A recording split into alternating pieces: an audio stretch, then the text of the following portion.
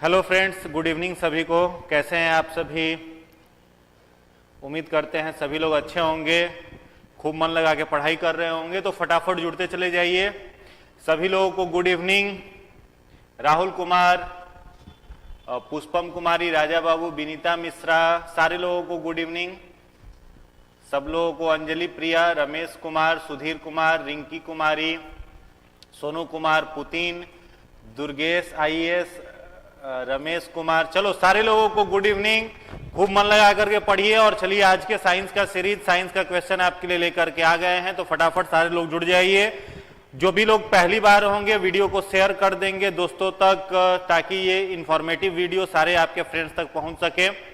उसके साथ ही साथ जितने भी प्रश्न आपको हम कराएंगे, उसके साथ जो भी एडिशनल इंफॉर्मेशन आपको दिया जाएगा उसको कॉपी पेन में नोट करते चलेंगे, लिखते चलेंगे, ताकि लास्ट के टाइम में जब आप अपना फाइनल प्रिपरेशन कर रहे हो उस समय आपको एक बेहतरीन नोट्स आपके पास रहे जो कि आपकी इंफॉर्मेशन को और अपलिफ्ट करे। चलो सारे लोगों को गुड इवनिंग। शुरू करते हैं। आज का पहला क्वेश्चन है, ध्यान से पढ़िए, उसके बाद उत्तर देंगे। पहले क्वेश्चन को खूब आराम से पढ़िए, उसके बाद आंसर दीजिए। प्रश्न है आपके लिए, निम्नलिखित में से कौन सी बीमारी वायरस से नहीं होती है? ऑप्शन ए है खसरा, बी है सार्स, सी है चेचक, डी है टाइफाइड। बताइए कौन सी बीमारी वायरस से नहीं होती है? एसके 66 मेंस का रिजल्ट हो गया सर।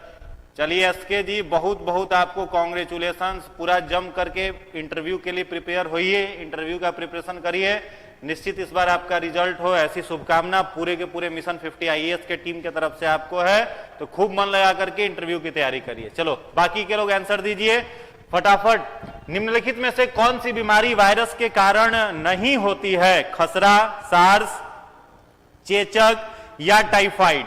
कौन सी बीमारी वायरस के कारण नहीं होती है? Very good. जितने सारे लोगों ने टाइफाइड आंसर दिया है सभी लोगों का उत्तर बिल्कुल ही सही है। इस प्रश्न का सही जवाब क्या है? टाइफाइड। सभी लोग जान रहे हो टाइफाइड जो होता है वो किससे होता है? तो बैक्टीरिया से होता है, और बैक्टीरिया का नाम है साल्मोनेला टाइफी। इससे कौन सा रोग होता है? टाइफाइड। सार्स रोग का नाम हो सकता है कि बहुत लोग नहीं सुने होंगे। तो सार्स जो होता है इसका पूरा नाम है सीवियर एक्यूट रेस्पिरेटरी सिंड्रोम। ऐसी बीमारी जो फेफड़े को, लंग्स को प्रभावित करती है। और यह सार्स बीमारी किससे होती है? तो इसके वायरस का क्या नाम है? Corona virus. ठीक है, वायरस का क्या नाम है? Corona virus. तो ये कोरोना वायरस बहुत पहले से ही धरती पर है। ऐसा मत सोचिए कि 2020 में ही ये आया था। पहले के समय जो सार्स बीमारी आई थी उसका भी वायरस कोरोना वायरस ही था। इसके पहले जो था, अभी इसको कोविड-19 कहा गया, लेकिन पहले के समय में जो आज से लगभग बोला गया था कि 40 या 50 साल पहले जो कोरोना वायरस के कारण बीमारी आई थी वो आई थी सार्स। और ये फेफड़े को प्रभावित करने वाला बीमारी है, और ये भी हाईली कम्युनिकेबल डिजीज है। उसके बाद जो खसरा है, मीजल्स, इसका वायरस हो जाता है रूबियोला वायरस। ठीक है, खसरा कौन से वायरस से होता है? रूबियोला वायरस से हो जाएगा खसरा। चेचक हो गया chicken pox, varicella zoster virus, और ये हो गया रूबियोला वायरस। रूबियोला वायरस से हो गया खसरा, और चेचक किससे हो गया? Varicella zoster virus. तो 3 बीमारी वायरस से होने वाली है, और एक बीमारी टाइफाइड किससे है? बैक्टीरिया से होने वाला रोग है। चलिए अगले प्रश्न पर आते हैं। प्रश्न संख्या 2 का उत्तर दीजिए। एक्सरे का आविष्कार किसने किया था? एक्सरे जिससे हड्डी वगैरह टूट जाए तो मालूम करा जाता है। तो एक्सरे का आविष्कार किसने किया था? बताइए। हॉपिंस ने, रोएंटजन ने, मार्कोनी ने, या फिर मोर्स ने? फटाफट आंसर दीजिए। 100 साल पहले तन्वी भारती। हाँ जी, चलिए बताइए फटाफट। एक्सरे के आविष्कारक कौन है? एक्सरे के आविष्कारक कौन है? हॉपकिंस हैं, या फिर रोएंटजन है, या फिर मार्कोनी है, या फिर मोर्स हैं? फटाफट बताइए। Very good. जितने सारे लोगों ने आंसर दिया है रोएंटजन, सभी लोगों का जवाब सही है। जितने सारे लोगों ने रोएंटजन जवाब दिया है सभी लोगों का उत्तर सही है। एक प्रश्न आप बताइएगा, रेडियो का आविष्कार किसने किया था? अगर आपसे पूछा जाता है रेडियो के आविष्कारक कौन है और ऑप्शन यही 4 होता तो फिर आप क्या कहते हैं? रेडियो का आविष्कार किसने किया था? अगर यह प्रश्न आपसे पूछा जाए तो आपका उत्तर क्या होगा? फटाफट बताइए, फटाफट कमेंट करिए, फटाफट बताइए। रेडियो के आविष्कारक कौन थे? सभी लोग जान ही रहे होंगे, Markovnikov. Very good, very good. Markovnikov जो थे उन्होंने किस चीज का आविष्कार किया था? रेडियो का। और एक्सरे जो है इसका आविष्कारक जो है वो थे रोएंटजन। चलिए अगले प्रश्न पर आते हैं। प्रश्न संख्या 3। सर सीवी रमन को उनके किस कार्य के लिए नोबेल प्राइज मिला था? सीवी रमन को नोबेल प्राइज जो मिला था रमन इफेक्ट के लिए मिला था, तो वो किस कार्य के लिए मिला था? ऑप्शन ए है एक्स किरणों के लिए, बी है प्रकाश के प्रकीर्णन के आधार पर, सी है कॉस्मिक किरणों के आधार पर, या फिर डी इनमें से कोई नहीं। फटाफट उत्तर दीजिए, बताइए, फटाफट बताइए। सर सीवी रमन को किस कार्य के लिए नोबेल प्राइज मिला था? सीवी रमन को किस कार्य के लिए नोबेल प्राइज मिला था? वेरी गुड, जितने सारे लोग बी आंसर दे रहे हैं सभी लोगों का उत्तर सही है। स्कैटरिंग ऑफ लाइट के लिए, प्रकाश के प्रकीर्णन के आधार पर इस पर काम किया था किसने? तो सीवी रमन ने काम किया था, इसलिए उनको क्या मिला था? Nobel prize. कई बार यह प्रश्न पूछा हुआ है, इसलिए ध्यान से समझेंगे फिर उत्तर देंगे। चलिए अगले प्रश्न पर आइए, प्रश्न संख्या 4। प्रश्न है सोना किस अम्ल में घुल जाता है? सोना जो गोल्ड है उसको वो किस अम्ल में डिसॉल्व्ड हो जाता है? तो थोड़ा सा क्वेश्चन ट्विस्ट किया गया है, घुमाया गया है, लेकिन हमने पहले भी इस पर जिक्र किया है। फटाफट बताइए, गोल्ड जो है सोना वो किस में घुल जाता है? नास्था प्रोफेसर कह रहे हैं एक्वारेजिया। सही जवाब है एक्वारेजिया आपका, लेकिन एक्वारेजिया तो ऑप्शन में दिख नहीं रहा होगा। ऑप्शन में एक्वारेजिया को ही क्या लिखा गया है? अम्लराज। एक्वारेजिया को और किस नाम से जाना जाता है? अम्लराज कहा जाता है। ठीक है, जितने भी एसिड है उनका राजा किसे कहा जाता है? एक्वारेजिया को कहा जाता है, जिसमें जाकर के गोल्ड भी डिसॉल्व्ड हो जाता है। चलिए अगले प्रश्न पर आइए, प्रश्न संख्या 5। नाभिक जिसे हम लोग न्यूक्लियस कहते हैं, इसका आकार क्या होता है? यानी यहां पर आपको न्यूक्लियस का रेडियस पूछा जा रहा है। हमने कल आपको एटम का रेडियस बताया था, आज प्रश्न में है न्यूक्लियस का रेडियस क्या होगा? बताइए। सर दिख नहीं रहा है अंजलि प्रिया जी, दिखेगा, रुकिए जूम करते हैं। बताइए, अब दिख रहा होगा। न्यूक्लियस का रेडियस आपसे पूछा जा रहा है, बताइए कितना होगा रेडियस ऑफ न्यूक्लियस? फटाफट जवाब दीजिए। जो न्यूक्लियस होता है, जो नाभिक होता है, उसका रेडियस कितना होता है? फटाफट उत्तर दीजिए, बताइए। Very good, 10 to the power -15 metre. 10 to the power -15 metre किसका होता है? तो एटम का रेडियस होता है, और इसी के इक्वल टू में क्या हो जाता है? एक फर्मी। न्यूक्लियस का रेडियस किसमें हम लोग मेजर करते हैं? फर्मी। तो एक फर्मी इज इक्वल टू कितना होता है? 10 टू द पावर -15 मीटर। और यही अगर एटम का रेडियस पूछा जाता है तो एंगस्ट्रम में मेजर करते हैं, और 1 एंगस्ट्रम इज इक्वल टू क्या हो जाएगा? 10 टू द पावर -10 मीटर हो जाता है। चलिए अगले प्रश्न पर आइए, प्रश्न संख्या, चलिए प्रश्न संख्या है 6। बताइए, प्रश्न संख्या 6 का उत्तर दीजिए। जिस पौधे में नर और मादा पुष्प, जिस पौधे में नर और मादा दोनों पुष्प उपस्थित हों उसे क्या कहते हैं? यानी एक ही फ्लावर है और उस एक फ्लावर के अंदर मेल एंड फीमेल दोनों रिप्रोडक्टिव ऑर्गन प्रेजेंट हैं, तो उस फ्लावर को क्या कहा जाता है? द्विलैंगिक, पृथक लैंगिक, या उभयलिंगी, या फिर एक संगमनी? फटाफट उत्तर दीजिए।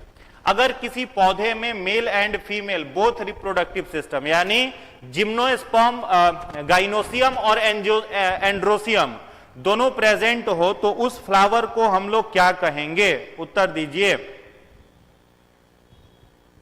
फटाफट उत्तर दीजिए। द्विलिंगी कैसे होगा यार? चलो, जितने सारे लोग उभयलिंगी कह रहे हैं सभी लोगों का जवाब सही है। क्या आंसर हो जाएगा?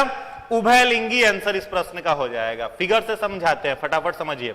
मान लीजिए कोई फ्लावर है, कोई फूल है, तो जो फ्लावर होता है उसको अगर आप ध्यान से देखें तो इस तरीके से आपको कुछ दिखेगा। ठीक है, इस तरीके से दिखेगा।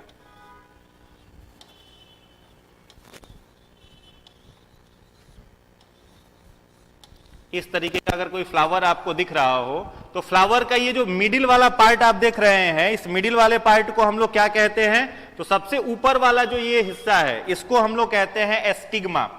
इसको क्या कहते हैं? एस्टिग्मा।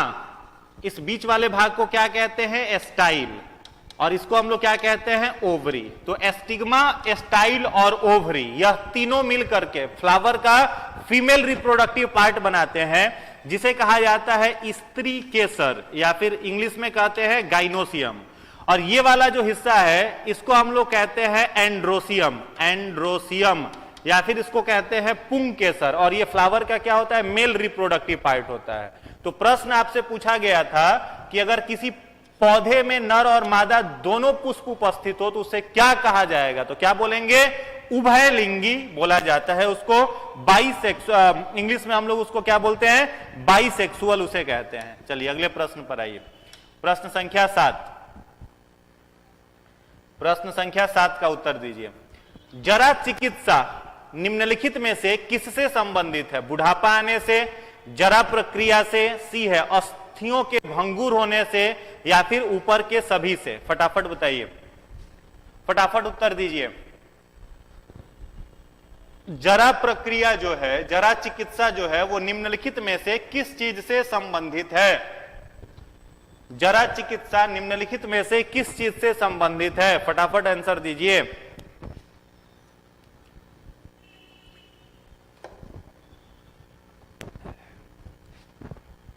वेरी गुड, क्या हो जाएगा इसका सही जवाब, सही जवाब हो जाएगा ऊपर के सभी, एबव ऑल। देखो जरा चिकित्सा क्या है, मेनली कोई व्यक्ति अगर बूढ़ा हो रहा हो, ठीक है, तो बूढ़ा होने लगता है तो उसके शरीर में जो जो बदलाव आते हैं, जरा मतलब क्या होता है, छीर्ण होना, ठीक है, नष्ट होना, बर्बाद होना, उस तरीके से संबंधित है क्या, जरा चिकित्सा।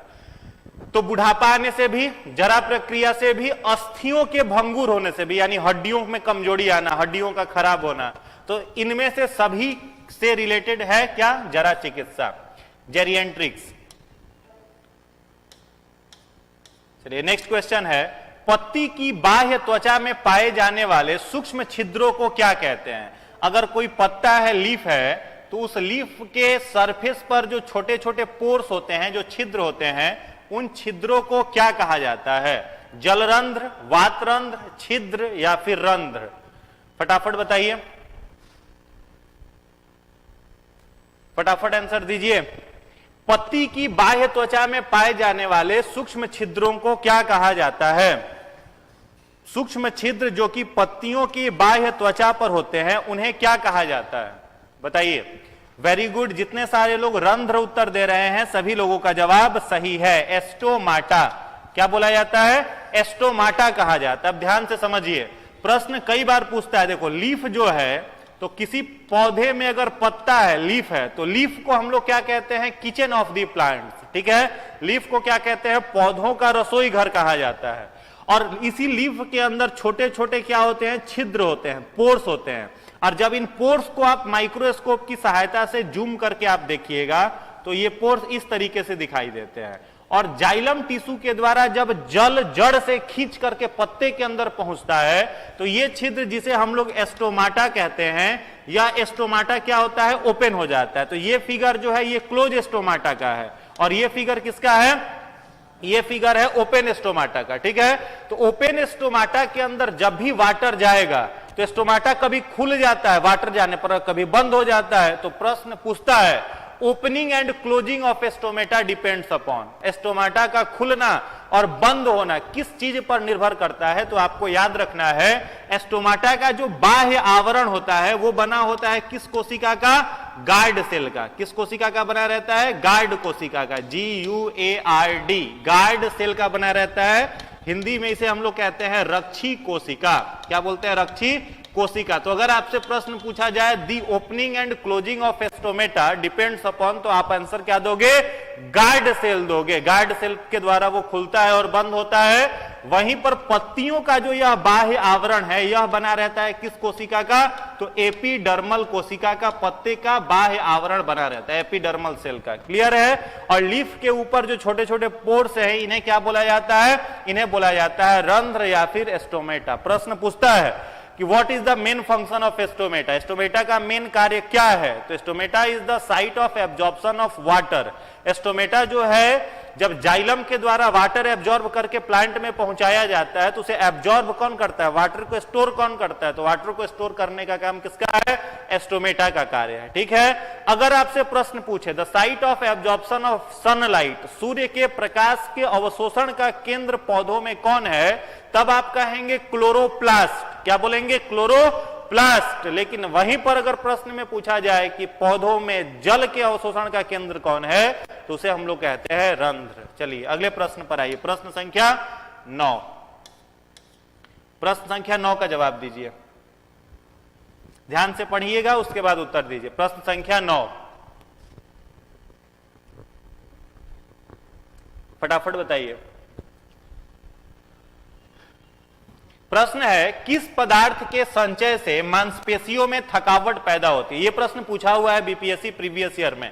बताइए, फटाफट बताइए, किस पदार्थ के संचय होने के कारण से मांसपेशियों में दर्द पैदा होता है, मांसपेशियों में जो थकावट होती है वो किस पदार्थ के जमा होने के कारण से होती है? वेरी गुड, जितने सारे लोग लैक्टिक एसिड कह रहे हैं सभी लोगों का जवाब सही है। जब कोई व्यक्ति एक्स्ट्रा फिजिकल एक्टिविटी करता है तो उसकी मांसपेशियों में क्या जमा होने लगता है? तो उसके मांसपेशियों में जमा होने लगता है लैक्टिक अम्ल। इसको थोड़ा कॉन्सेप्ट से आप समझिए कि क्वेश्चन अगर ट्विस्ट करे, क्वेश्चन अगर घुमाए तो आप कंफ्यूज मत होइएगा, ध्यान से समझिए। देखो, कोई भी बॉडी रेस्पायरेशन करता है तो किस कारण से करता है? तो ग्लूकोज को तोड़ने के लिए। रेस्पायरेशन किस लिए होता है? ग्लूकोज को तोड़ने के लिए। क्लियर है? तो ग्लूकोज जो है सबसे पहले कहां पर टूटता है? तो ध्यान देंगे, अगर ग्लूकोज मनुष्य के शरीर के माइटोकॉन्ड्रिया में टूटे, कहां पर? माइटोकॉन्ड्रिया में। तो माइटोकॉन्ड्रिया को हम लोग क्या कहते हैं? कोशिका का श्वसन केंद्र कहते हैं। और माइटोकॉन्ड्रिया में ग्लूकोज टूटेगा तो कब टूटेगा? तो ऑक्सीजन के प्रेजेंट में, वहां पर ऑक्सीजन उपस्थित होगा। तो बाई प्रोडक्ट जो बनता है वो क्या बनता है? एटीपी बनता है। कितना मोल? 38 मोल एटीपी बनता है, प्लस वाटर बनता है, प्लस ऑक्सीजन बनता है। तो ये बाई प्रोडक्ट किसका हुआ? ऑक्सीजन के प्रेजेंट में अगर कोई जीव रेस्पायरेशन करता है तो उसका बाई प्रोडक्ट इतना सारा चीज बनता है। दूसरा, एक ऑर्गेनिज्म है जिसका नाम है ईस्ट। तो ईस्ट जो होता है यह एनाएरोबिक रेस्पायरेशन करता है, अवायवीय श्वसन, यानी ऑक्सीजन के एब्सेंट में करता है। ठीक है? तो ऑक्सीजन के एब्सेंट में जब ईस्ट रेस्पायरेशन करेगा तो उसका बाई प्रोडक्ट जो बनता है उसको हम लोग कहते हैं इथेनॉल प्लस एटीपी। ठीक है? इथेनॉल और एटीपी यह किसका बाई प्रोडक्ट है? एनाएरोबिक रेस्पायरेशन का। बहुत बार यह प्रश्न पूछा है, अवायवीय श्वसन का विउत्पाद क्या बनता है? तो क्या बोलिएगा? इथेनॉल बनता है। कोई भी बेकरी उद्योग, केक वाला जो होता है, जो केक बनाता है, पावरोटी जो बनाता है, या फिर शराब की फैक्ट्रियों में किसका उपयोग किया जाता है? ईस्ट का, क्योंकि ईस्ट एनाएरोबिक रेस्पायरेशन करके इथेनॉल बनाता है। और चौथा, तीसरा, जब हम लोग एक्स्ट्रा वर्क करते हैं तो रेस्पायरेशन कहां पर होता है? हम लोगों के मसल्स में, मांसपेशियों में। तो मांसपेशियों में रेस्पायरेशन कब होगा? जब शरीर में ऑक्सीजन जो है यह लेस अमाउंट में रहे, कम मात्रा में रहे। कई बार आप रनिंग करोगे तो रनिंग करने के दौरान हम लोग हांफते हैं। तो हांफते क्यों है? ताकि शरीर में ऑक्सीजन की रिक्वायरमेंट अधिक है और ऑक्सीजन है कम, तो मुंह खोल के भी हवा टानते हैं ताकि ज्यादा से ज्यादा ऑक्सीजन आ सके। उस समय रेस्पायरेशन कहां पर होता है? तो मांसपेशियों में। और मांसपेशियों में जब रेस्पायरेशन होता है तो बाई प्रोडक्ट क्या बनता है? Lactic acid plus ATP. Lactic acid plus ATP. और इसी लैक्टिक एसिड के कारण मस्कुलर क्रैम्पिंग होता है। बीपीएससी 65th का प्रश्न है, उत्तर दीजिए, बताइएगा। अगर किसी व्यक्ति के मांसपेशियों में लैक्टिक अम्ल जमा हो जाता है तो किस विकिरण का उपयोग करके लैक्टिक अम्ल को तोड़ा जाता है? Which ray is used in breaking down of lactic acid in muscles? मांसपेशियों में जमा लैक्टिक अम्ल को तोड़ने के लिए डॉक्टर द्वारा कौन से विकिरण का, कौन से रे का उपयोग किया जाता है? फटाफट कमेंट करके आंसर बताइए, बताइए जल्दी, फटाफट बताइए। वेरी गुड, जितने सारे लोग इंफ्रारेड रे कह रहे हैं सभी लोगों का जवाब सही है। याद रखेंगे, अगर किसी व्यक्ति के मांसपेशियों में लैक्टिक अम्ल जमा हो जाता है तो डॉक्टर किस रे का यूज करता है? इंफ्रारेड, इंफ्रारेड रे। और यही रे जो होता है रिमोट से भी बाहर निकलता है। ठीक है? तो इंफ्रारेड रे का उपयोग करके मांसपेशियों में जमा लैक्टिक अम्ल को क्या किया जाता है? तोड़ा जाता है। तो पूरा का पूरा ये कॉन्सेप्ट आप अपने दिमाग में रखिएगा। ठीक है? तो ये माइटोकॉन्ड्रिया में क्या हुआ? श्वसन हुआ। एक चीज और ध्यान रखेंगे, यहां पर यह ग्लूकोज सबसे पहले हमारे साइटोप्लाज्म में टूटता है। साइटोप्लाज्म, साइटोप्लाज्म को हम लोग क्या कहते हैं? कोशिका द्रव्य। और कोशिका द्रव्य में टूटता है ना, तो यह ग्लूकोज किस में बदल जाता है? तो यह ग्लूकोज बदल जाता है पाइरुवेट में, पाइरुवेट में बदल जाता है। ठीक है? और इस प्रक्रिया को ग्लाइकोलाइसिस कहा जाता है। देन आफ्टर क्रेब्स साइकिल, फिर ईस्ट में, फिर मांसपेशियों में। चलिए अगले प्रश्न पर आइए। प्रश्न संख्या 10, प्रश्न संख्या 10 का उत्तर दीजिए। कुछ पादप यानी पौधे अपने जीवन में बस एक बार पुष्पित होते हैं, उन्हें क्या कहा जाता है? बहुत सारे पौधे ऐसे हैं जिनमें पूरे जीवन काल में एक ही बार फूल लगता है, उन पौधों को क्या कहा जाता है? फटाफट उत्तर दीजिए। जूम किया हुआ है जी, फटाफट उत्तर दीजिए। कुछ पौधे अपने जीवन काल में बस एक बार उसमें फूल लगता है, उन पौधों को क्या बोला जाता है? मोनोकार्पिक, एक संगमनी, या मोनोजेनिक, या फिर एक रूपी? फटाफट उत्तर दीजिए।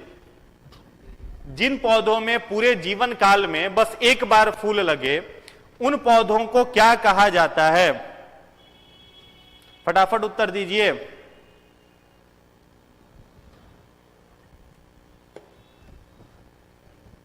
वेरी गुड, जितने सारे लोग मोनोकार्पिक कह रहे हैं सभी लोगों का उत्तर सही है। जिन पौधों में पूरे जीवन काल में बस एक बार फूल लगते हैं, उन पौधों को हम लोग क्या बोलते हैं? मोनोकार्पिक प्लांट्स कहते हैं। चलिए अगले प्रश्न पर आइए। प्रश्न संख्या 11, फटाफट उत्तर दीजिए। किसी बच्चे का लिंग निर्धारित होता है किसके क्रोमोजोम से? कोई किसी का बच्चा हुआ अगर बॉय है या फिर गर्ल है तो किसके क्रोमोजोम से निर्धारित होता है? पिता के क्रोमोजोम से, मां के क्रोमोजोम से, पिता के RH फैक्टर से, या फिर पिता के ब्लड ग्रुप से? फटाफट बताइए, फटाफट बताइए।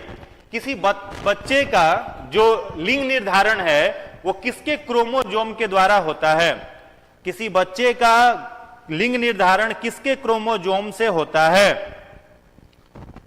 वेरी गुड, जितने सारे लोग फादर्स का, पिता का क्रोमोजोम कह रहे हैं सभी लोगों का उत्तर सही है। पिता के क्रोमोजोम से डिसाइड होता है क्या कि अगला जनरेशन लड़का होगा या लड़की होगा। थोड़ा सा इसका कॉन्सेप्ट क्या है समझिएगा। देखो, क्रोमोजोम जो होता है ये दो प्रकार के, मनुष्य में स्पेशली अगर बात किया जाए तो मनुष्य में क्रोमोजोम की संख्या कितनी होती है? 46, यानी 23 जोड़ा। कितना होता है? 46 कह लो, या फिर अगर पेयर में कहना है तो आप क्या कहोगे? 23 जोड़ा। तो मेल में एंड फीमेल में, तो मेल में जो यह क्रोमोजोम है उसको हम 22 प्लस एक्स एंड वाई लिख सकते हैं, ठीक है। और फीमेल में जो है उसे 22 प्लस एक्स एंड एक्स लिख सकते हैं। यहां पर ये जो 22 है ये कैरेक्टर डिटर्मिनेटिंग क्रोमोजोम है, यानी मेल के अंदर जो भी गुण है, चाहे आंखों का रंग, बाल का रंग, त्वचा का फेयरनेस, हाइट, कोई बीमारी है तो वो सब कितने पेयर में है? 22 पेयर में। और ये एक्स और वाई जो है इसको कैरेक्टर डिटर्मिनेटिंग क्रोमोजोम कहते हैं, जो मेल में एक्स और वाई दोनों होता है। फीमेल में जो ये 22 है ये कैरेक्टर डिटर्मिनेटिंग क्रोमोजोम है, जिसमें फीमेल बॉडी का सारा कैरेक्टर होगा। वहीं पर एक्स जो है इसे हम लोग सेक्स डिटर्मिनेटिंग क्रोमोजोम कहते हैं। और फीमेल में वाई नहीं होता, केवल दो क्या होते हैं? एक्स होते हैं। तो अगर यहां से एक्स क्रोमोजोम के साथ एक्स फ्यूज किया तो चाइल्ड बिकम गर्ल, और अगर वाई के साथ एक्स फ्यूज किया तो चाइल्ड बिकम बॉय। तो दोनों केस में पिता का क्रोमोजोम डिसाइड करेगा कि अगला जनरेशन लड़का है या फिर लड़की है। कई जगह पर जो बताया जाता है, स्त्रियों को जिम्मेवार ठहराया जाता है कि अगला जनरेशन लड़का है या लड़की है, ये टोटली मिथ है। तो पढ़े लिखे लोग गवार वाली बात नहीं करेंगे, ठीक है। पिता के क्रोमोजोम पर क्या डिसाइड होता है कि बच्चे का लिंग जो होगा वो मेल होगा या फीमेल होगा, ये डिपेंड करता है। चलिए अगले प्रश्न पर आइए। प्रश्न संख्या 12, मानव के अंडाणु में गुणसूत्र की संख्या कितनी होती है? अभी जो प्रश्न हमने पूछा सेम क्वेश्चन है, ध्यान से पढ़िए, उत्तर दीजिए। मानव के अंडाणु में गुणसूत्र की संख्या कितनी है? आंसर दीजिए। जो एग है ह्यूमन फीमेल में, उसमें क्रोमोजोम की संख्या कितनी होगी? वेरी गुड, जितने सारे लोग 46 आंसर दे रहे हैं सभी लोगों का जवाब सही है। क्या होगा इस प्रश्न का उत्तर? तो इस प्रश्न का सही जवाब क्या होगा? 46। पेयर में पूछता तो 23 कहते हैं, यहां पर संख्या पूछ रहा है तो क्या होगा? 46, ठीक है। यहां पर ध्यान देंगे, ओवम में भी नंबर ऑफ क्रोमोजोम 46, और यहां पर अगर मेल में पूछा जाता और आपसे पूछा जाता कि स्पर्म में, शुक्राणु में भी क्रोमोजोम की संख्या, तो आंसर क्या निकल करके आता? 46 ही आता। चलिए अगले प्रश्न पर आइए। प्रश्न संख्या 13, जॉन्डिस किस अंग के खराब प्रकार से होता है? जॉन्डिस जो बीमारी है वो किस अंग के खराब होने से होता है? गुर्दा, यकृत, फेफड़े या फिर आमाशय। जॉन्डिस रोग जो है वो किस अंग के खराब होने के कारण होता है? फटाफट उत्तर दीजिए। जॉन्डिस रोग किस अंग के खराब होने के कारण होता है? जॉन्डिस डिजीज किस अंग के खराब होने के कारण होता है? गुर्दा, यकृत, फेफड़ा, आमाशय। Very good. जितने सारे लोग लीवर कह रहे हैं सभी लोगों का उत्तर सही है। जॉन्डिस जो है किस अंग को प्रभावित करता है? लीवर को प्रभावित करता है, और जॉन्डिस का ही जो बिगड़ा हुआ रूप होता है, ठीक है। जॉन्डिस जब अनकंट्रोल्ड हो जाता है तो उस रोग को हम लोग क्या कहते हैं? हिपेटाइटिस। क्या बोलते हैं? हिपेटाइटिस, जो कि 3 प्रकार का होता है। Hepatitis A, hepatitis B, hepatitis C, और हेपेटाइटिस का सबसे खतरनाक स्टेज क्या हो गया? सी हो गया। तो हेपेटाइटिस भी अगर पूछा जाता किस अंग को प्रभावित करता है तो आप क्या कहते हैं? लीवर। लीवर के किस सेल को प्रभावित करता है? तो याद रखेंगे इंफ्लामेटरी सेल। लीवर की किस कोशिका को? तो inflammatory cell of liver. Liver के इंफ्लामेटरी सेल को प्रभावित करने वाला रोग कौन सा है? तो वो रोग है जॉन्डिस।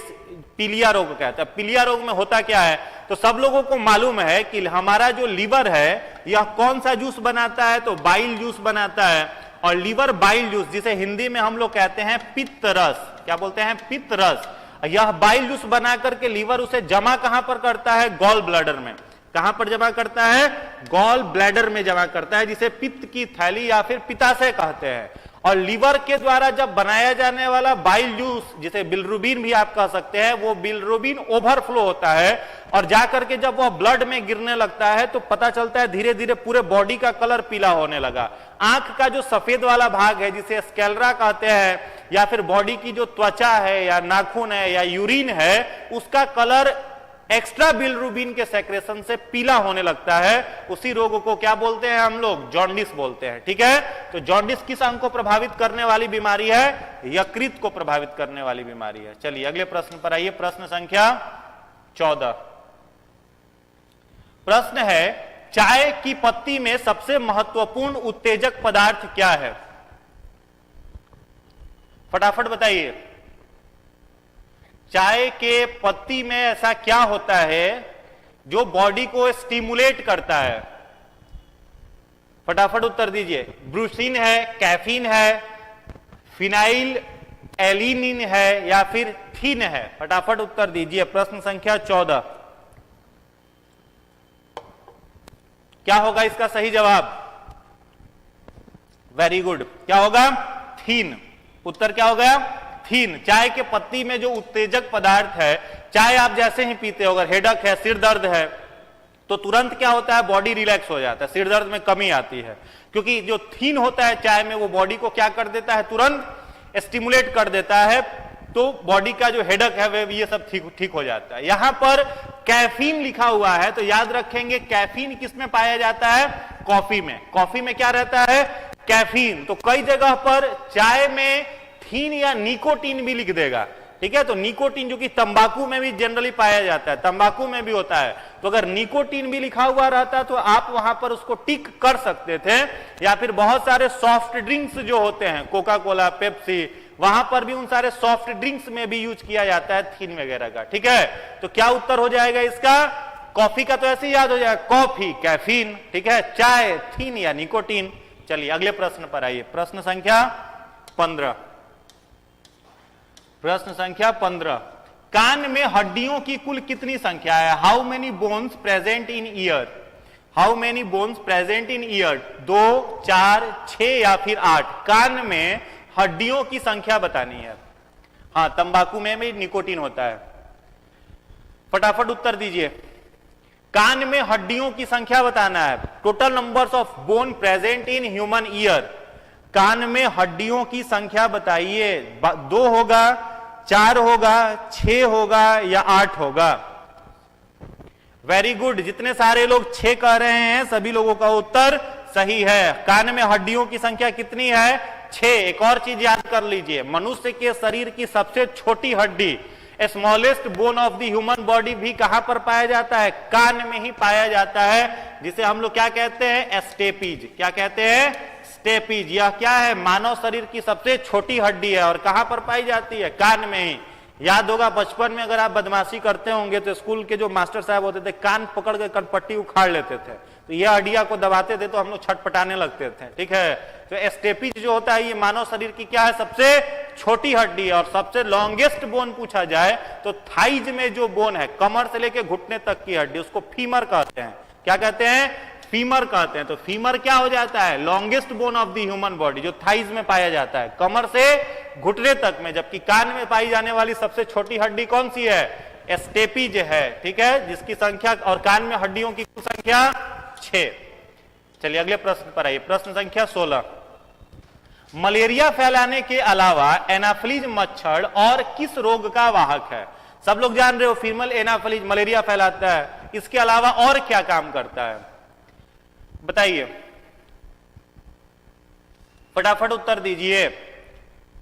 हाँ, फीमर जो है वो लॉन्गेस्ट बोन है। चलिए अगला प्रश्न आ चुका है। प्रश्न है मलेरिया फैलाने के अलावा एनाफिलीज मॉस्किटो और किस बीमारी का रोगवाहक है? डेंगू बुखार का, या फिर फाइलेरिया का, या फिर मस्तिष्क शोथ का, या फिर पित्त बुखार का? फटाफट उत्तर दीजिए। मलेरिया के अलावा एनाफिलीज मच्छर और किस रोग का वाहक है? डेंगू नहीं होगा, डेंगू कैसे बोल रहे हो? देखो प्रश्न का उत्तर क्या हो जाएगा? फाइलेरिया। क्या हो जाएगा? फाइलेरिया। फाइलेरिया में क्या होता है? पांव जो होता है वो सूज जाता है, पांव जो होता है वो क्या हो जाता है? सूज जाता है। और फाइलेरिया मेनली किससे होता है? तो एक वर्म से होता है, कृमि से होता है, जिसका नाम है वूचेरिया ब्रोंकोफ्टी। क्या नाम है? वूचेरिया, वूचेरिया, वूचेरिया। ये क्या है? एक वर्म है। और इस वर्म को लेकर के कौन जाता है? तो कौन मच्छर जाता है जी? मलेरिया का मच्छर। मच्छर का नाम फीमेल एनाफिलीज।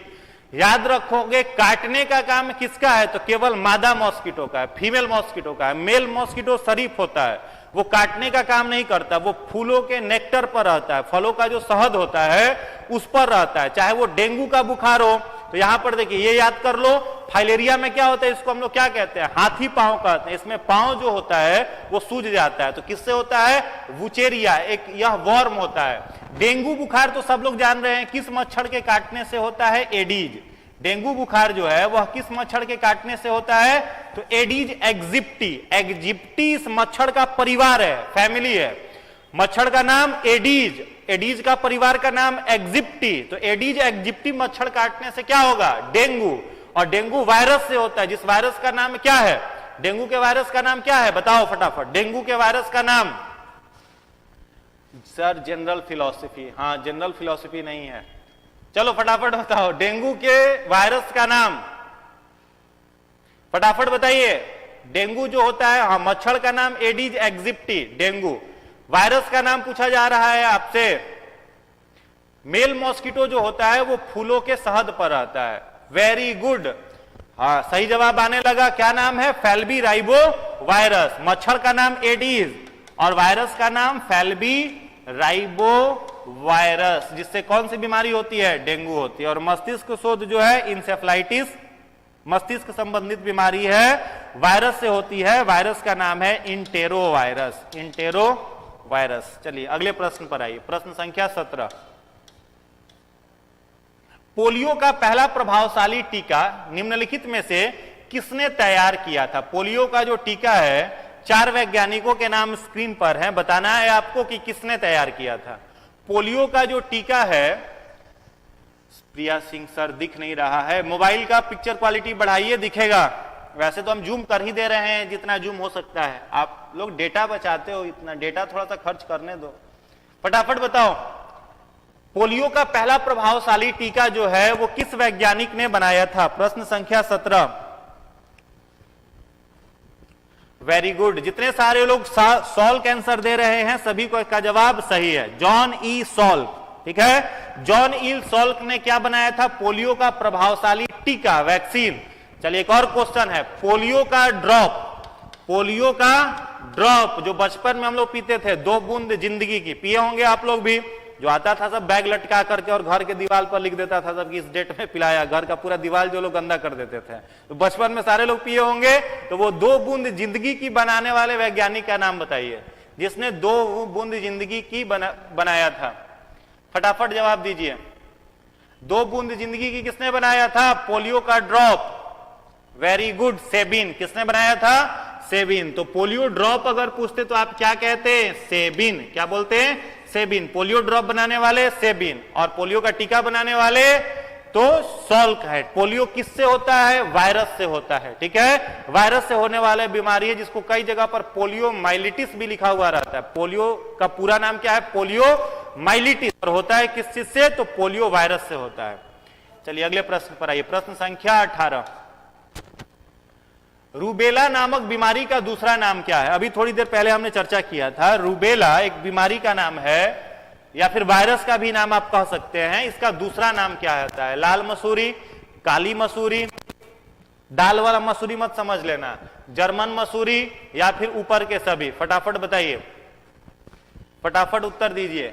रूबेला नामक बीमारी का दूसरा नाम क्या है? लाल मसूरी, काली मसूरी, जर्मन मसूरी, ऊपर के सभी। आंसर दीजिए, रूबेला नामक बीमारी का दूसरा नाम क्या है?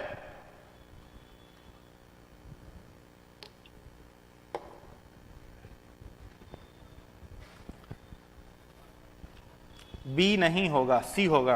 क्या होगा?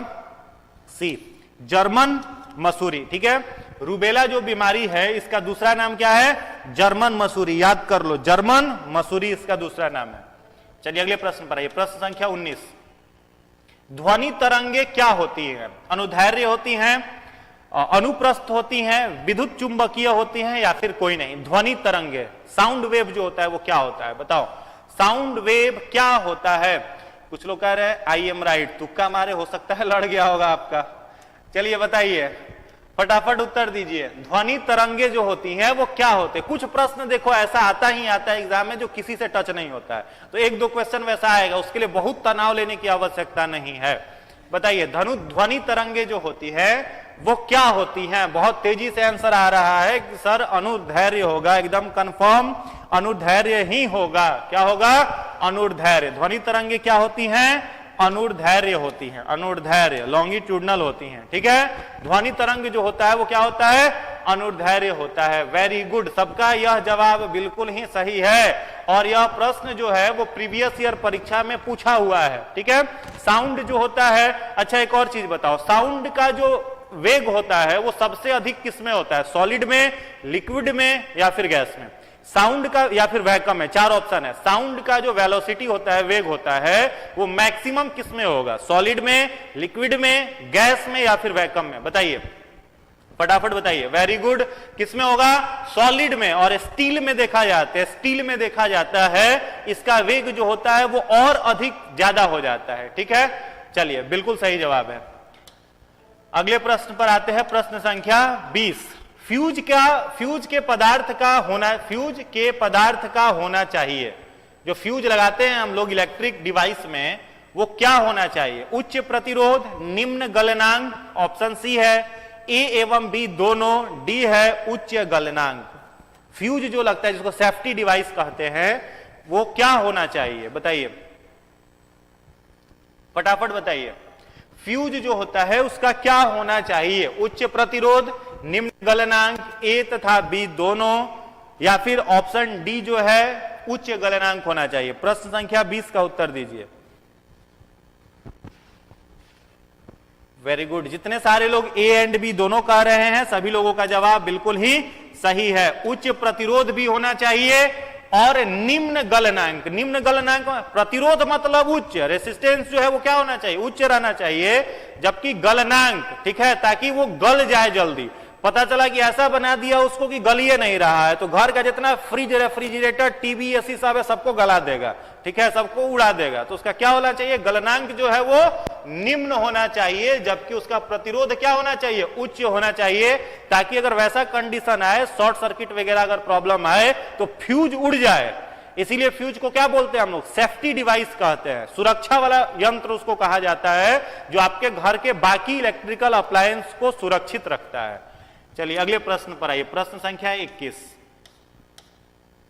सूर्य ग्रहण के समय सूर्य का कौन सा भाग दिखाई देता है?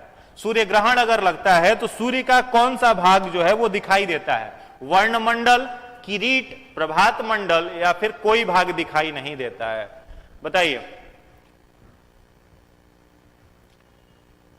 फटाफट बताइए। सूर्य ग्रहण के समय सूर्य का कौन सा भाग दिखाई देता है? सूर्य ग्रहण के समय सूर्य का कौन सा भाग दिखाई देता है? Very good. जितने लोग किरीट कह रहे हैं सभी लोगों का उत्तर सही है। क्या दिखाई देता है? किरीट। जब सूर्य ग्रहण लगता है, सोलर इक्लिप्स लगता है, तो सूर्य का क्या दिखाई देता है? केवल किरीट वाला मंडल जो है वो दिखाई देता है। चलिए अगले प्रश्न पर आइए, प्रश्न संख्या 22।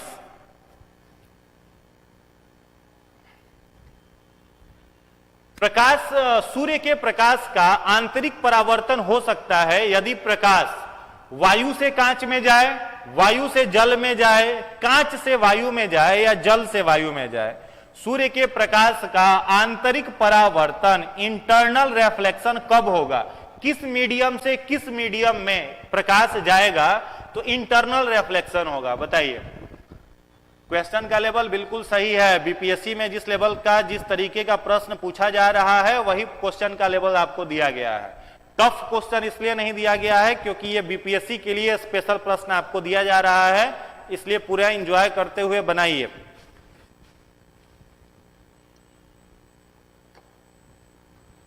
प्रश्न संख्या 22 का उत्तर दीजिए।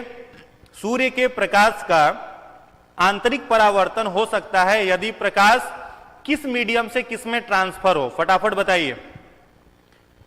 Very good. जितने सारे लोग बोल रहे हैं कांच से वायु में, हाँ सही जवाब है, बिल्कुल सही जवाब है। किस मीडियम में? कांच से वायु में। Go from glass to air. अगर कांच से वायु में अगर ट्रांसपोर्ट प्रकाश जो है वो ट्रांसफर होता है तो उसमें क्या होता है? टोटल इंटरनल रिफ्लेक्शन दिखाई देता है, टोटल इंटरनल रिफ्लेक्शन होता है। चलिए अगला प्रश्न बताइए, प्रश्न संख्या 23। केस्कोग्राफ का आविष्कार किसने किया था? हमने पहले भी बताया था केस्कोग्राफ जो इंस्ट्रूमेंट है ये क्या काम करता है? तो प्लांट के लेंथ को नापता है, पौधे की जो लंबाई है इसको नापने वाला यंत्र क्या कहलाता है? क्रेस्कोग्राफ। क्रेस्कोग्राफ पौधों की लंबाई, पौधों की लंबाई को यह क्या करता है? मेजर करता है। ठीक है, तो किसने बनाया था? जेसी बोस ने, नील्स बोर ने, रदरफोर्ड ने या फिर आइंस्टीन ने? फटाफट बताइए। क्रेस्कोग्राफ इंस्ट्रूमेंट जो है इसका आविष्कार किसने किया था? बिल्कुल सही है, जगदीश चंद्र बोस, जेसी बोस। किसने किया था? जेसी बोस ने क्या किया था? क्रेस्कोग्राफ इंस्ट्रूमेंट बनाया था। हमने प्रीवियस ईयर में यह कई बार पूछा है यह क्वेश्चन। इसके द्वारा प्लांट का जो मेजरमेंट है, प्लांट की जो लंबाई है उस पर काम किया जाता है, उसे देखा जाता है। चलिए अगले प्रश्न पर आइए, प्रश्न संख्या 24। प्रकाश संश्लेषण में पर्णहरित की क्या भूमिका है?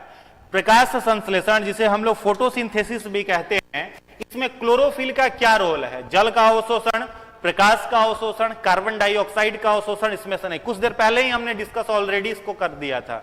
बताइए, फटाफट उत्तर दीजिए। प्रकाश संश्लेषण में पर्णहरित का क्या रोल है? What is the function of chloroplast in photosynthesis?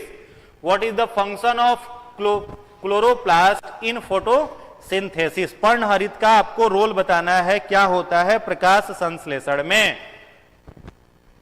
Very good. जितने सारे लोग कह रहे हैं कि सर प्रकाश का अवशोषण, सभी लोगों का उत्तर सही है। सूर्य का प्रकाश, देखो फोटोसिंथेसिस जो होता है वो क्या है, ध्यान से समझिएगा। फोटोसिंथेसिस कहते किसको है?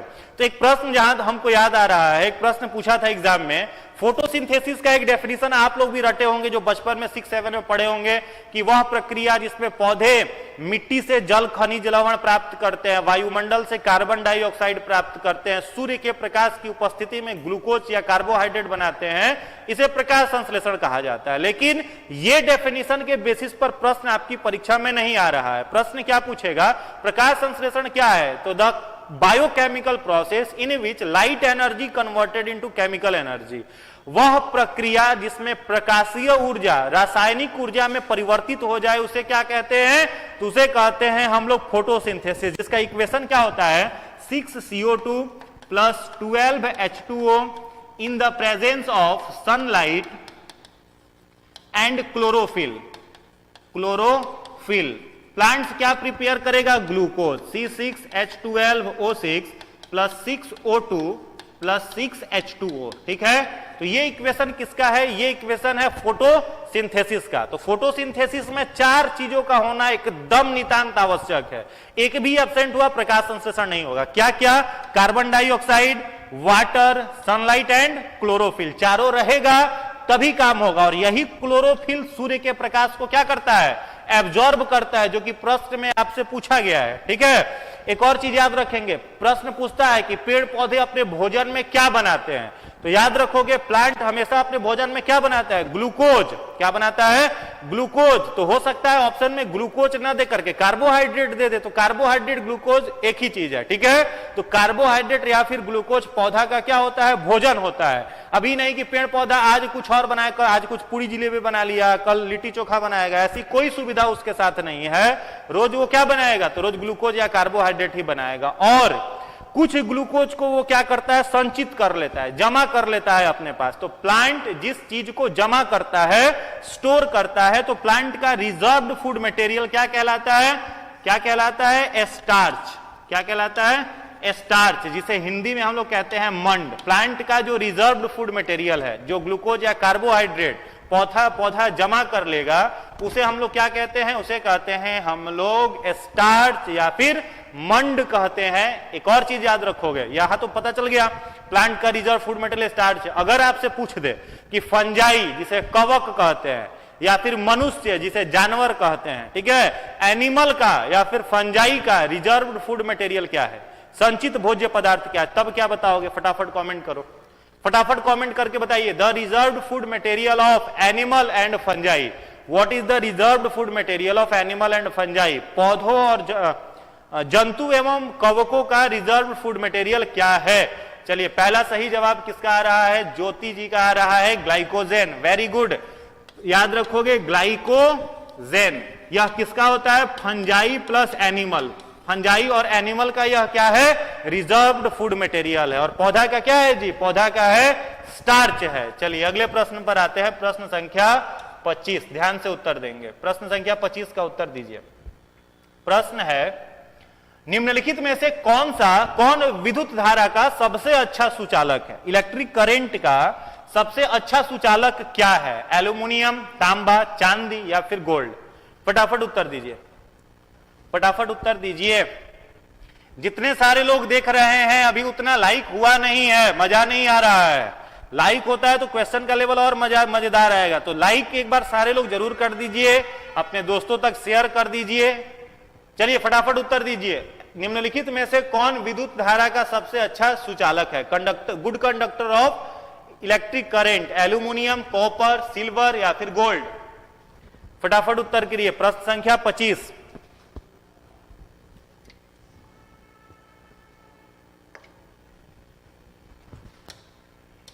जितने लोग कह रहे हैं सर चांदी इसका सही जवाब होगा, सही सभी लोगों का उत्तर। लेकिन चांदी महंगा इतना है कि इसका यूज हम लोग करते नहीं है। ठीक है, बिहार में या फिर और भी बहुत जगह पर तारे चुरा ले जाता है सब। लाइन बह रहा हुए तरवा काट लेगा और काट के घरे ले जाके बेच देता है सब। तो अगर सरकार चांदी लगाने लगे तो चोर सब अमीर हो जाएगा।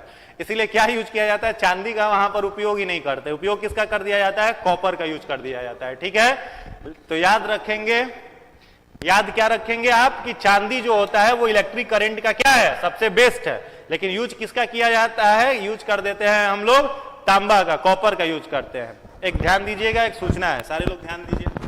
अभी सर की क्लास के बाद हिस्ट्री की, मॉडर्न इंडिया की, डलहौजी 1857 के विद्रोह के पहले के विद्रोह और 1857 का विद्रोह, बहुत इंपॉर्टेंट सेक्शन है पीटी के लिए। 53 क्वेश्चन की अभी एमसीक्यू होगी। 53 क्वेश्चंस हैं और 1857 का विद्रोह बहुत कम समय में हम लोग कंप्लीट करेंगे, तो ये आपके लिए बहुत ही महत्वपूर्ण रहेगा। चलिए, तो सब लोग सुन लिए बढ़िया से एकदम। हिस्ट्री बहुत स्कोरिंग है, परीक्षा में खूब पूछता है। तो इतिहास बेस्ट, पीटी पास। ठीक है, तो इतिहास में बढ़िया नंबर लाएंगे सभी लोग सर के साथ जुड़ करके। चलिए, समझ गए? चलिए फटाफट देखिए, चांदी जो होगा इस प्रश्न का सही जवाब होगा। अगले प्रश्न पर आइए, प्रश्न संख्या 26। प्रश्न है, प्रकाश संश्लेषण में हरे पौधों द्वारा कौन सी गैस मुक्त की जाती है? चलिए ध्यान से बताइएगा, प्रकाश संश्लेषण के द्वारा हरे पौधों में कौन सी गैस मुक्त की जाती है? हम लोग हाजिर है सर, जय हिंद सर, वाह जय हिंद सब लोगों को, हम समझ गए। पूरा हिस्ट्री का जबरदस्त तैयारी करिए, खूब सबका रिजल्ट होगा। फटाफट बताइए, प्रकाश संश्लेषण में हरे पौधों द्वारा कौन सी गैस छोड़ी जाती है? ऑक्सीजन, नाइट्रोजन, वाटर वेपर या फिर कार्बन डाइऑक्साइड? प्रकाश संश्लेषण पूछ रहा है जी, श्वसन नहीं पूछ रहा है, इसीलिए ध्यान से बनाइएगा, ध्यान से। वेरी गुड, जितने सारे लोग कह रहे हैं कि सर एकदम ऑक्सीजन लॉक करिए, चलो लॉक कर दिए। इस प्रश्न का सही जवाब क्या है? ऑक्सीजन है। चलो थोड़ा सा क्वेश्चन हम घुमा रहे हैं, ध्यान से बनाइएगा, ठीक है। प्लांट जो होता है वो रेस्पायरेशन में कौन सा गैस छोड़ता है? Which gas is released through plant during respiration? हमने नहीं पूछा है फोटोसिंथेसिस, हमने पूछा है रेस्पायरेशन, ठीक है। पौधे रेस्पायरेशन में, श्वसन में कौन सा गैस मुक्त करते हैं? पौधे श्वसन में कौन सा गैस मुक्त करते हैं? बिल्कुल सही जवाब है, कौन सा गैस मुक्त करेंगे श्वसन में? तो श्वसन में करेंगे कार्बन डाइऑक्साइड, और रेस्पायरेशन होगा तब क्या मुक्त करेंगे? तब करेंगे वो ऑक्सीजन। कई बच्चे कंफ्यूज रहते हैं, प्रश्न पूछता है परीक्षा में कि पेड़ पौधे श्वसन में कौन सा गैस लेते हैं, तो कहता है सब कार्बन डाइऑक्साइड। धरती का कोई ऐसा जंतु नहीं है जो श्वसन में कार्बन डाइऑक्साइड लेता हो, ठीक है। सबका सब क्या लेगा? तो सारे के सारे जो जंतु हैं वो श्वसन में ऑक्सीजन ही लेंगे, कार्बन डाइऑक्साइड ही छोड़ेंगे। लेकिन अगर पौधा प्रकाश संश्लेषण के दौरान चल रहा हो तो वो कार्बन डाइऑक्साइड लेता है और छोड़ता क्या है? ऑक्सीजन, जो थोड़ी देर पहले मैंने इक्वेशन समीकरण बना करके आपको दिखाया था। इसी कारण से बड़े पेड़ों के नीचे रात में जाने से लोग मना करते हैं या सोने से मना करते हैं, क्योंकि रात में तो प्रकाश संश्लेषण हो नहीं रहा है, तो केवल प्लांट छोड़ क्या रहा है? ह्यूज अमाउंट में कार्बन डाइऑक्साइड, और सराउंडिंग एरिया के पूरे ऑक्सीजन को वो खींच ले रहा है। तो पेड़ पौधों के नीचे रात में सोने पर सांस लेने में तकलीफ होती है, क्योंकि वहां ऑक्सीजन की स्कार्सिटी होती है। क्लियर है? चलिए अगले प्रश्न पर आइए। प्रश्न संख्या 27, प्रश्न संख्या 27 का उत्तर दीजिए। लाइकेन दो जीवों के सहजीवी के द्वारा तैयार होता है, वो क्या है? फटाफट बताइए। लाइकेन जो होता है दो जीवों के सहजीवन को दर्शाता है, तो लाइकेन कैसा सूक्ष्म जीव है? ऑप्शन ए है शैवाल, जिसे एल्गी कहते हैं, एल्गी बैक्टीरिया, एल्गी फंजाई, शैवाल ब्रायोफाइट, फंजाई और ब्रायोफाइट। फटाफट बताइए। लाइकेन जो है, पिछले भी लेक्चर में मैंने इस पर डिस्कस किया था, ऑलरेडी यह डिस्कस किया हुआ मेरा क्लास है, इसलिए यह प्रश्न किसी का भी गलत नहीं होना चाहिए। फटाफट बताओ, फटाफट बताइए कि प्लांट लाइकेन जो होता है वो किन दो ऑर्गेनिज्म के बीच का सिम्बायोटिक एसोसिएशन है? वेरी गुड, जितने सारे लोग कह रहे हैं शैवाल और कवक, जितने सारे लोग कह रहे हैं शैवाल और कवक, सभी लोगों का उत्तर सही है। सभी लोगों का उत्तर क्या है? बिल्कुल सही है। देखो ध्यान दोगे, लाइकेन, ठीक है, ये कैसे बनता है? तो दो ऑर्गेनिज्म, एल्गी और फंजाई, मैंने पहले भी बताया था आपको, एल्गी और फंजाई। तो एल्गी जो होता है या फंजाई को क्या देता है जी? फूड, ठीक है, और फंजाई एल्गी को क्या देता है? शेल्टर, रहने के लिए जगह। और इन दोनों के सिम्बायोटिक एसोसिएशन से क्या तैयार होता है? लाइकेन। क्या बनता है? लाइकेन। और इसी लाइकेन के द्वारा बहुत सारे जो हम लोग एसिड और बेस की प्रॉपर्टी जानने के लिए यूज करते हैं लिटमस पेपर का, उस तरीके के सूचक भी बनाने के लिए इसका उपयोग किया जाता है लाइकेन का।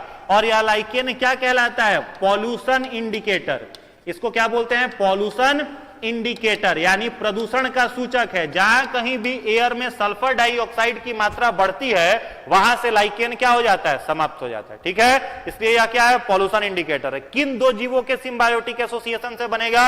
एल्गी से और फंजाई से। एल्गी फंजाई को क्या देगा? भोजन। फंजाई एल्गी को क्या दिया? शेल्टर। और इन दोनों से तैयार कौन हुआ? लाइकेन। सिम्बायोटिक्स हम समझ रहे हैं कि आपको मालूम होगा, सहजीवी, दो जीवों के सहयोग से बनने वाला, mutual relationship between two organism. जैसे आप फेसबुक यूज करते हैं तो दो दोस्त का एक कॉमन मित्र क्या कहलाता है? म्यूचुअल फ्रेंड कहलाता है। वैसे ही ये भी है, ठीक है। तो शैवाल और कवक से यह तैयार होता है। चलिए अगले प्रश्न पर आते हैं। नेक्स्ट क्वेश्चन है 28। निम्न में से कौन एकमात्र ऐसा जीव है जो सूर्य के तरफ देख सकता है? सूर्य के तरफ देख सकता है, वो कौन सा जीव है? बट फटाफट बताइए,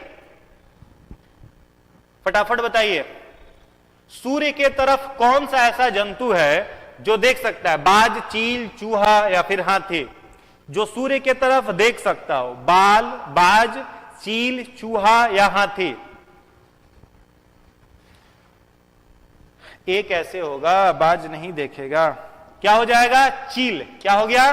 चील। ईगल जो है यह किधर देख सकता है? तो सूर्य के तरफ से जो रोशनी आ रही है उधर से देख सकता है। कोई कह रहा है कि सर चूहा, चूहा कहां से देखेगा जी, उसका आंखें खराब हो जाएगा। ठीक है, क्या होगा? चील जो है वो देख सकता है। चलिए अगले प्रश्न पर आइए। वनस्पति विज्ञान के जनक, यह प्रश्न मैंने पहले भी आपसे पूछा है। वनस्पति विज्ञान के जनक कौन है? बताइए फटाफट। वनस्पति विज्ञान के जनक कौन है? बताइए। वनस्पति विज्ञान के जनक, father of botany, who is the father of botany? वनस्पति विज्ञान के जनक, वनस्पति विज्ञान के जनक। Very good. जितने सारे लोग थियोफ्रेस्टस कह रहे हैं, बिल्कुल सही जवाब है। कौन? थियोफ्रेस्टस को क्या बोला जाता है? फादर ऑफ बॉटनी कहा जाता है। ठीक है। और उसके बाद लिनियस के बारे में सभी लोग जान रहे हैं। कैरोलस लिनियर को क्या बोलते हैं हम लोग? Father of taxonomy. इन्हें क्या बोला जाता है? Father of taxonomy. वर्गीकी के जनक कौन है? कैरोलस लिनियस है। थियोफ्रेस्टस किसके जनक हैं? तो बॉटनी के, वनस्पति विज्ञान के जनक हैं। चलिए अगले प्रश्न पर आइए। आज का अंतिम प्रश्न है, फटाफट उत्तर दीजिए। गोबर गैस का मुख्य संघटक क्या है? गोबर गैस जो है, जिसे बायोगैस भी कहते हैं, इसका मेन कंपोनेंट, कंस्टिट्यूएंट जो है वो क्या है? ऑप्शन ए है ब्यूटेन, इथेन, मीथेन या फिर प्रोपेन। बताइए फटाफट उत्तर दीजिए। गोबर गैस जो है इसका मुख्य संघटन क्या है? गोबर गैस का मुख्य संगठन क्या है? गोबर गैस का मुख्य संगठन क्या है? Very good. जितने सारे लोग मीथेन कह रहे हैं सभी लोगों का उत्तर सही है। और इसी मीथेन पर एक ऑर्गेनिज्म आकर के बैठ जाता है, जिस ऑर्गेनिज्म का क्या नाम है? मिथेनोजेन बैक्टीरिया। मिथेनोजेन बैक्टीरिया।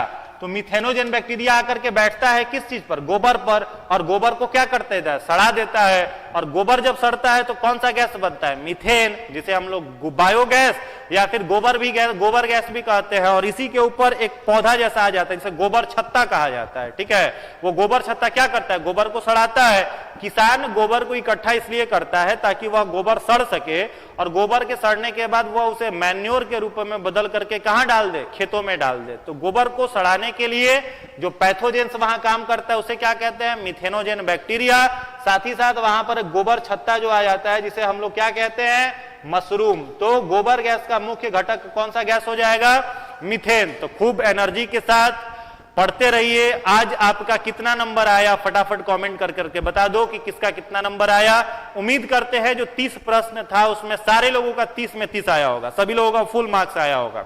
निगेटिव लोगों से बच करके रहिए। परीक्षा का जो कम समय बचा हुआ है इस बीच में नकारात्मक लोगों से दूर रहना है, बिल्कुल पास नहीं आया। निगेटिव लोग जो है उसको बकरी समझो। वो क्या है? बकरी है। और बकरी के सलाइवा में एक ऐसा केमिकल होता है कि बकरी जिस पौधा को एक बार चर लेती है वो पौधा कभी ग्रो नहीं करता है। और बकरी का प्रॉपर्टी होता है नीचे का पतई बाद में खाएगा, ऊपर का मुड़िया पहले नोच लेगा। ठीक है। तो बकरी से सावधान। रूम में वो स्टिकर चिपका दो, स्लोगन आप लगा दो, लिख दीजिए उस पर बकरी से सावधान। कोई भी बकरी है उसको कहोगे तुम बकरी है, तुम डिमोरलाइज कर रहा है, बोल रहा है जो नहीं होगा आपसे, उन लोगों के चक्कर में मत पड़िए। फुल कॉन्फिडेंट होकर के अपनी तैयारी को करते रहिए। एक छोटी सी कहानी कह करके आज के सेशन को खत्म करते हैं। पहले भी हमने कई बार इसको जिक्र किया है। एक बार 4 मेंढक पहाड़ चढ़ रहे थे। 4 गो मेंढक था, वो कहां चढ़ रहा था? पहाड़ पर चढ़ रहा था।